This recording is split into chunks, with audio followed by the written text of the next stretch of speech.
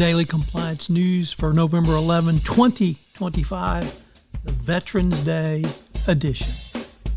This is Tom Fox, and I'd like to welcome you to the Daily Compliance News. The Daily Compliance News is the only daily podcast which curates 4 top compliance, ethics, and/or corruption stories for your listening and viewing pleasure if you're watching this on YouTube. We don't have any stories directly related to Veterans Day other than I hope you will congratulate a veteran and tell them thank you if you have the chance to do so, maybe even buy them a cup of coffee. Next up, from Reuters, Ukraine's anti-graft agency investigates alleged corruption in the energy sector.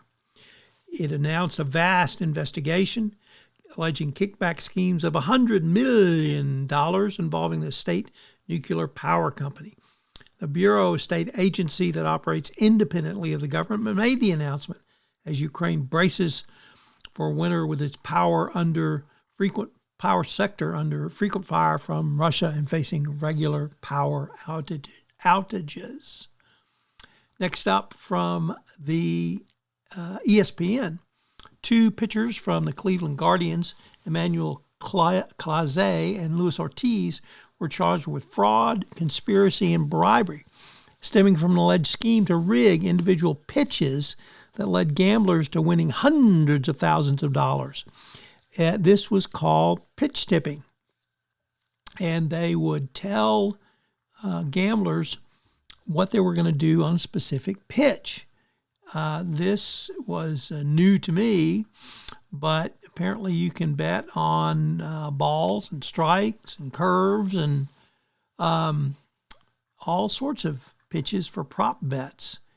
Clase made hundreds of thousands of dollars, basically at $5,000 a pitch. So, for instance, once he threw the first pitch of the second inning for a ball.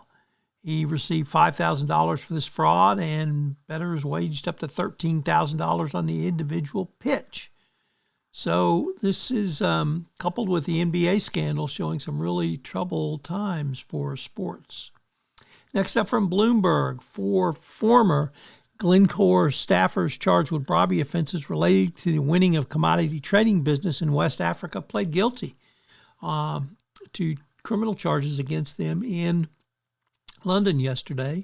The 4 are facing charges of conspiracy to give corrupt payments between 2007 and 2011.